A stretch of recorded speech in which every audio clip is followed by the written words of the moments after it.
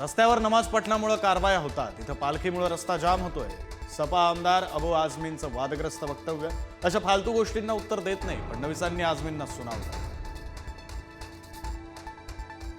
ज्ञानेश्वर माऊलींची पालखी दिवे घाटातून सासवडला रवाना, तर संत तुकाराम महाराजांची पालखी लोणी काळभोरला विसावणार।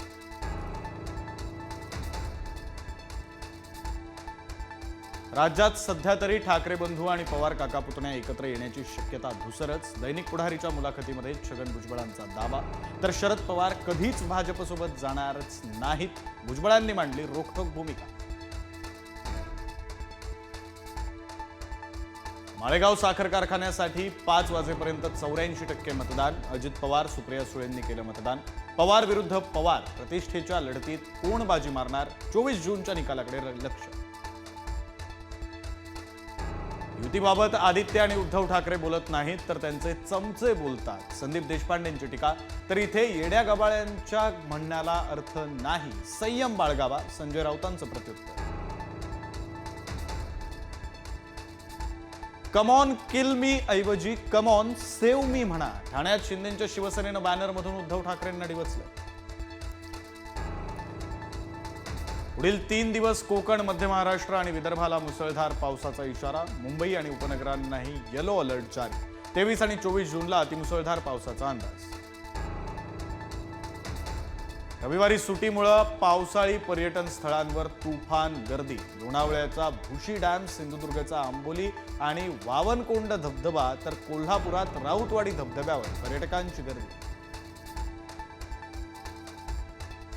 भंडारदऱ्यातील हरिश्चंद्रगड आणि रतनगडावर पर्यटकांना प्रवेश बंदी। पावसाचा जोर वाढल्यानं खबरदारीचा उपाय म्हणून वनविभागाकडून बंदी। राज्यात केवळ 20% क्षेत्रावर पेरण्या झाल्याची माहिती। पावसात खंड पडल्यानं खरीपाच्या पेरण्यांना विलंब, शेतकरी चिंतातूर। इस्रायल इराण युद्धात अमेरिकेची एंट्री। इराणच्या 3 आण्विक ठिकाणांवर अमेरिकेचा हल्ला। फोर्डो, नतान्स आणि एस्फहानवर बॉम्बचा वर्षाव। डोनाल्ड ट्रम्प यांची माहिती। मध्य आशियात आता शांती पर्वाची सुरुवात। इराणवरील हल्ल्यानंतर डोनाल्ड ट्रम्प यांची पहिली प्रतिक्रिया। इराणने युद्ध थांबवावं, पुन्हा हल्ले करू नयेत, अन्यथा सोडणार नाही, ट्रम्प यांचा इशारा। अमेरिकेच्या हल्ल्यानंतर इराणही प्रतिहल्ल्यासाठी सज्ज। सुरुवात तुम्ही केली, शेवट आम्ही करू, इराणचा इशारा। अमेरिकी सैन्य, नागरिक निशाण्यावर, तर येमेनमधील हुथी बंडखोरांचाही अमेरिकेला हल्ल्याचा इशारा।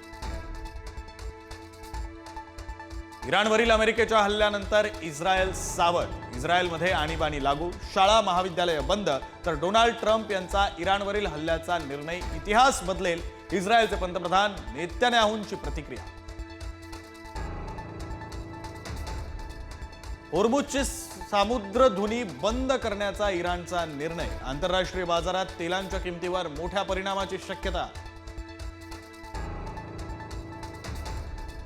पहलगाम हल्ल्याप्रकरणी लष्कर-ए-तोयबाशी संबंधित 2 जणांना NIAनं केली अटक। पाकमधून आलेल्या 3 दहशतवाद्यांना आश्रय दिल्याची माहिती।